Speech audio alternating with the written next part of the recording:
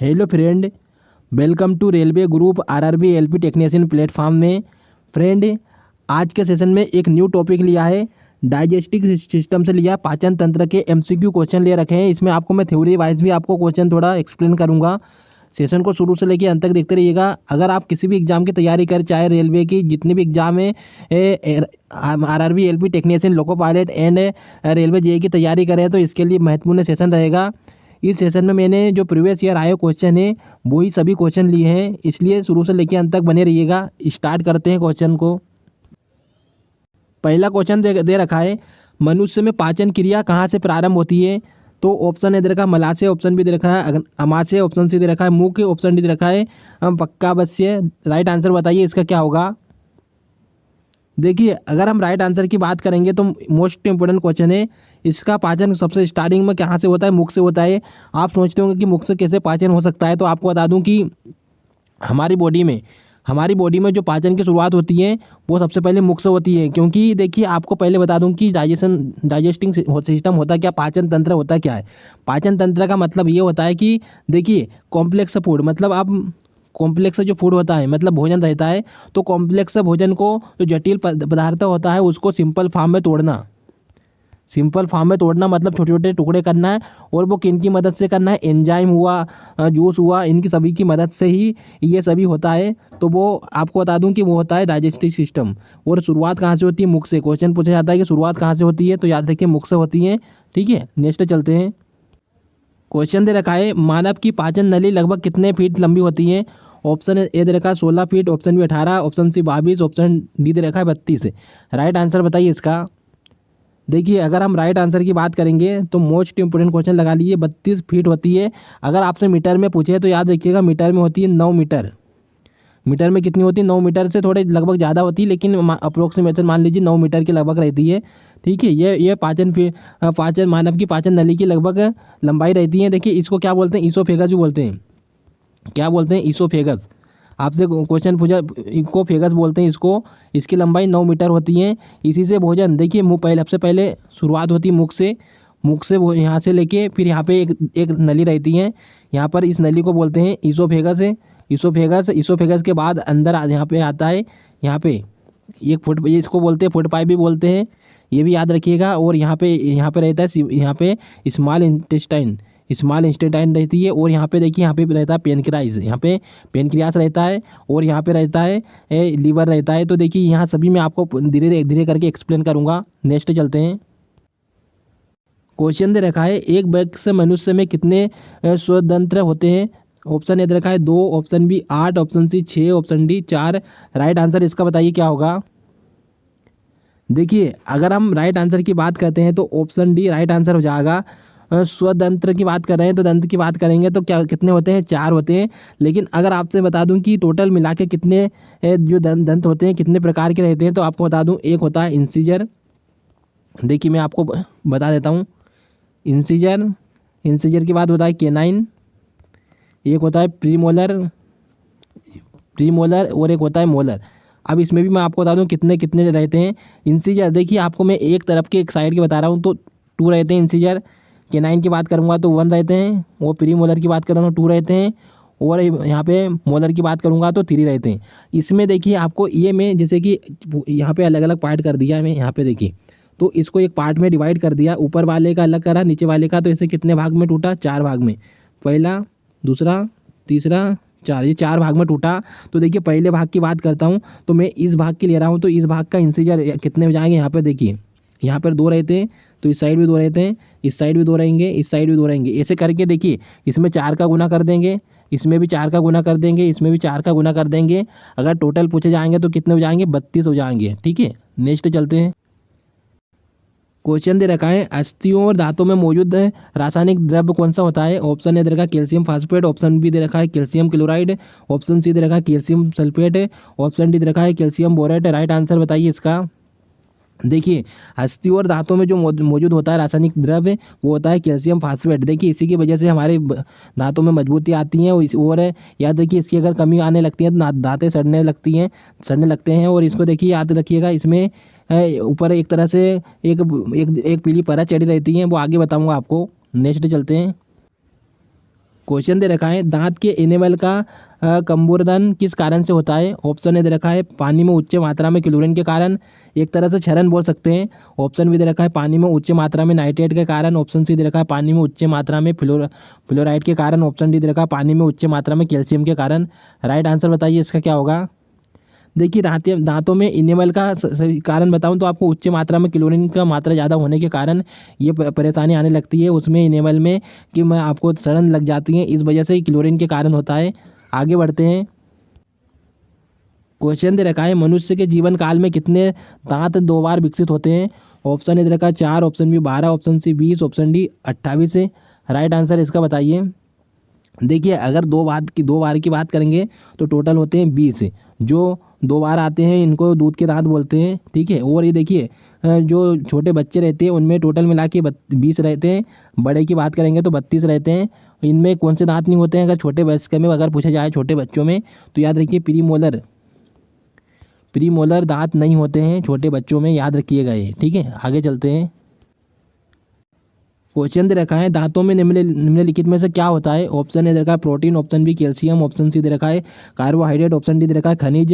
देखिए दांतों में अगर पूछा जाए तो याद रखिएगा मोस्ट इंपोर्टेंट क्वेश्चन है कैल्शियम और फास्फेट होता है दांतों में, याद रखिएगा। नेक्स्ट चलते हैं। क्वेश्चन दे रखा है निम्नलिखित में से की तत्व का संबंध दांतों की विकृति के साथ होता है। ऑप्शन ए दे रखा है क्लोरीन, ऑप्शन बी दे रखा है फ्लोरीन, ऑप्शन सी दे रखा है ब्रोमीन, ऑप्शन डी दे रखा है आयोडीन। देखिए इसका राइट आंसर बताइए।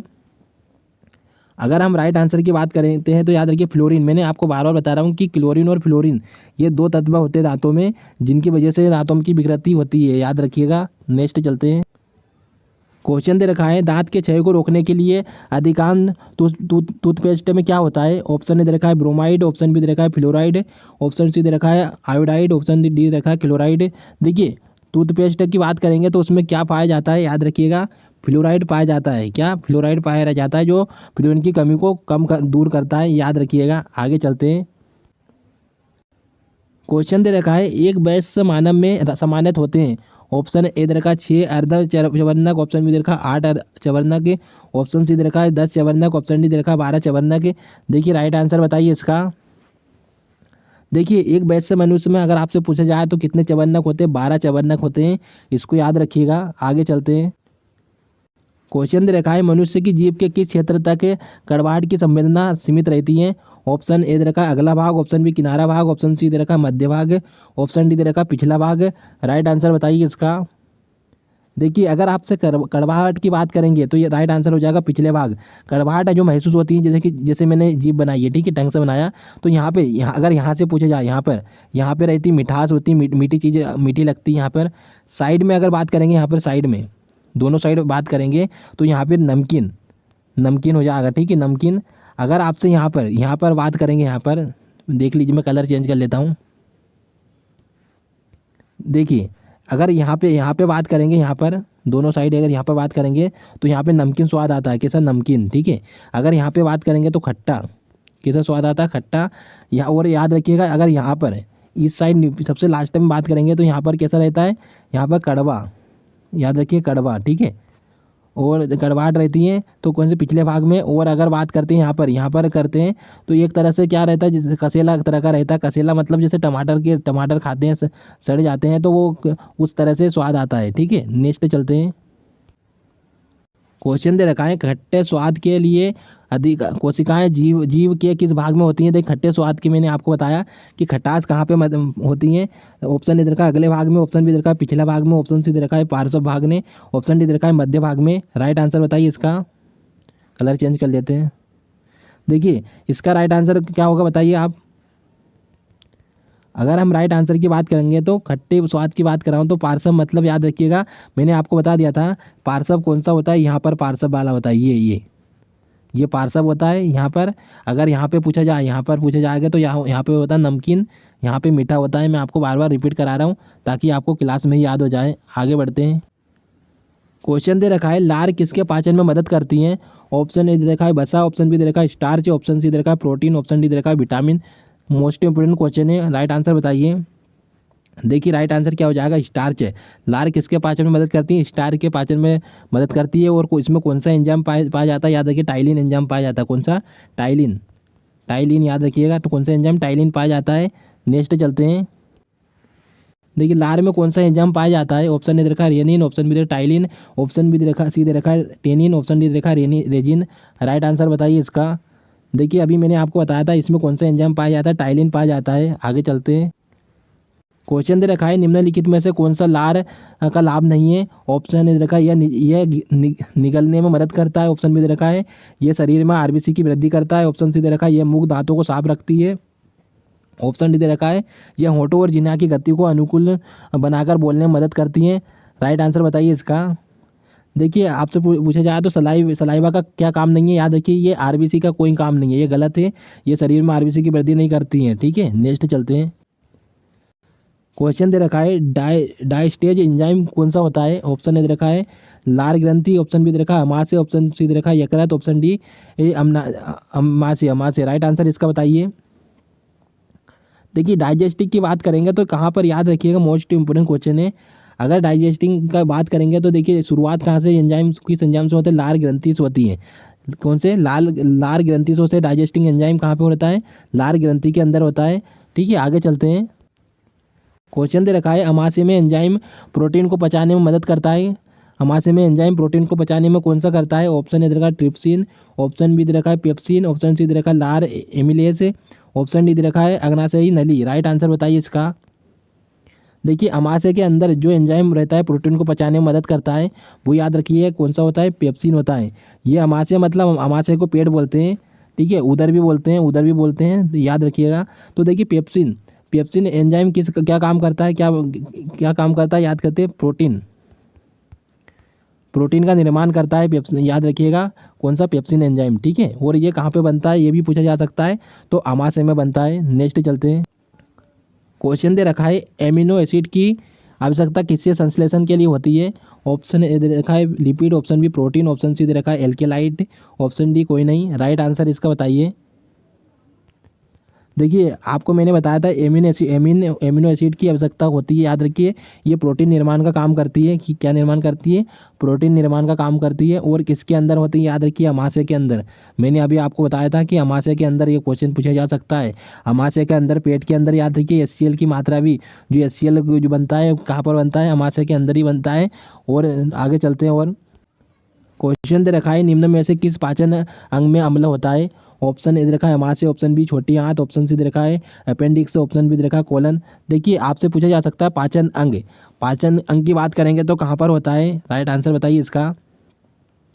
देखिए पाचन अंग की बात करेंगे तो छोटी आंत में होता है। कैसे? मैं आपको बता देता हूँ। क्योंकि यहाँ पर देखिए छोटी आंत के अंदर ही जो भी रहता है पूरा मिक्सअप काम करने का, यहाँ पे जैसे लीवर, यहाँ पे लीवर होता है और यहाँ पे रहता है अग्नाशय रहता है, यहाँ पर अग्नाशय पेनक्रियास बोलते हैं।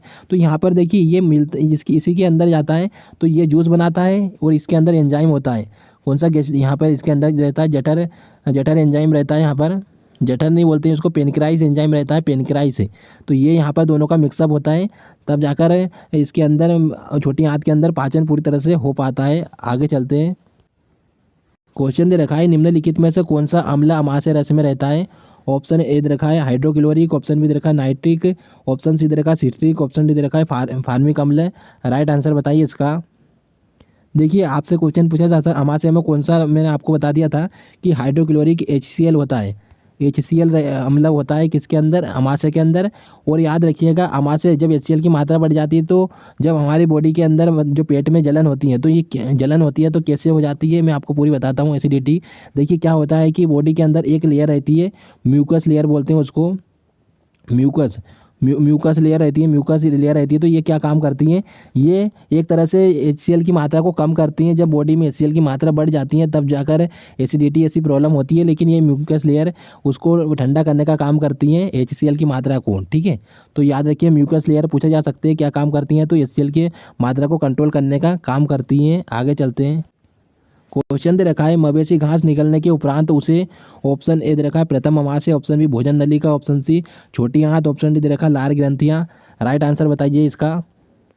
देखिए मवेशी जो घास रहते हैं उसको निगलने के लिए जानवर क्या करते हैं? प्रथम अमाशय में अपना भोजन को पचाने का काम करते हैं। देखिए उनकी जो आंत अलग रहती है वो बड़े बड़े की अलग रहती है। हमारी बड़ी जरूर रहती है, लंबाई में बड़ी रहती है, लेकिन याद रखिएगा हम यहाँ पर अलग जो भोजन के, हमारा भोजन जैसे आपको बताना चाहूँगा जो घास का पूरी तरह से पाचन नहीं हो पाता है हमारी बॉडी के अंदर, लेकिन जानवर कर पाते हैं क्योंकि यहाँ पर छोटी आंत की चौड़ाई ज़्यादा रहती है, इस वजह से याद रखिएगा। आगे चलते हैं। क्वेश्चन दे रखा है, मानव के अमाशय में अम्ल एक से उत्पन्न होता है तो भोजन के पाचन पाचन में सहायता करता है, कौन सा अम्ल उत्पन्न होता है? ऑप्शन ए दे रखा है सिट्रिक अम्ल, ऑप्शन बी दे रखा है मेथेनाइक अम्ल, ऑप्शन सी दे रखा है हाइड्रोक्लोरिक अम्ल, ऑप्शन डी दे रखा है सिट्रिक अम्ल। राइट आंसर बताइए इसका। देखिए अमाशय में मैंने आपको बता दिया था कि इसमें एक अम्ल होता है और वो कौन सा रहता है? हाइड्रोक्लोरिक अम्ल रहता है। ऑप्शन सी राइट आंसर रहेगा। नेक्स्ट चलते हैं। क्वेश्चन दे रखा है, असंजतीय श्लेष्मा, देखिए श्लेष्मा एक तरह से म्यूकस, मैंने बताया था म्यूकस लेयर, क्षारीय पदार्थों द्वारा अमाशय के भीतरी आवरण को ढकने का काम करती हैं। तो ये क्या होती है? ऑप्शन ये दे रखा है मंड या मतलब स्टाची का पाचन होता है, इसमें जीवाणु का नाश होता है, या लेक्सीमा पर पेप्सिन का प्रभाव होता है, या विषाणु संक्रमण पर रोक लगाता है। देखिए इसका राइट आंसर क्या हो जाएगा? लेक्सीमा पर पेप्सिन का प्रभाव होता है। देखिए मैं आपको बता दूं, लेक्सीमा मतलब एक तरह से बोल सकते हैं श्लेष्मा एक लेयर रहती है, तो ये क्या करती है? जो HCl की मात्रा रहती है उसको कम करने का काम करती है, और इसी के अंदर याद रखिएगा प्रोटीन का निर्माण भी होता है। मैंने आपको बता दिया कि कौन सा एंजाइम करता है? पेप्सिन, पेप्सिन एंजाइम करता है, ये याद रखिएगा। आगे चलते हैं। क्वेश्चन दे रखा है, अम्लीय श्रवण किसकी विशिष्टता है? ऑप्शन ए दे रखा है अमाशय की, ऑप्शन बी दे रखा है जठर की, ऑप्शन सी दे रखा है अग्न्याशय की, ऑप्शन डी दे रखा है बृहदान्त्र की। राइट आंसर बताइए। देखिए अम्लीय श्रवण की बात करेंगे, किसकी विशेषता है? अम्ल बनाने की, याद रखिएगा मोस्ट इंपोर्टेंट क्वेश्चन है ये। राइट आंसर इसका क्या हो जाएगा? अम्ल की, याद रखिए अमाशय। राइट आंसर क्या हो जाएगा? अमाशय हो जाएगा। आगे चलते हैं। क्वेश्चन दे रखा है, पाचन क्रिया में प्रोटीन निम्नलिखित में से किस पदार्थ में बदल जाते हैं? इसका आंसर आपको होमवर्क है ये आपके लिए, इसका आंसर आपको कमेंट में बॉक्स में देना है, अगले दिन आपको सही आंसर बता दिया जाएगा। फ्रेंड आज का सेशन यहीं तक रहेगा। देखिए अगर अपनी तैयारी को अगर आप और भी मजबूत करना चाहते हैं तो आप हमारे कोर्स से जुड़ सकते हैं, आप कोर्स खरीद सकते हैं, वो भी आप कम दाम में। देखिए इसके लिए आपको क्या करना पड़ेगा? आपको railway group RRB LP technician apps को डाउनलोड कीजिएगा, वहाँ से आप खरीद सकते हैं। और अगर आपको कोई भी डाउट आता है तो आप हमारे कॉन्टैक्ट नंबर पर कॉल कर सकते हैं, आपको आपका डाउट क्लियर कर दिया जाएगा। मिलते हैं फिर आपसे नेक्स्ट सेशन में।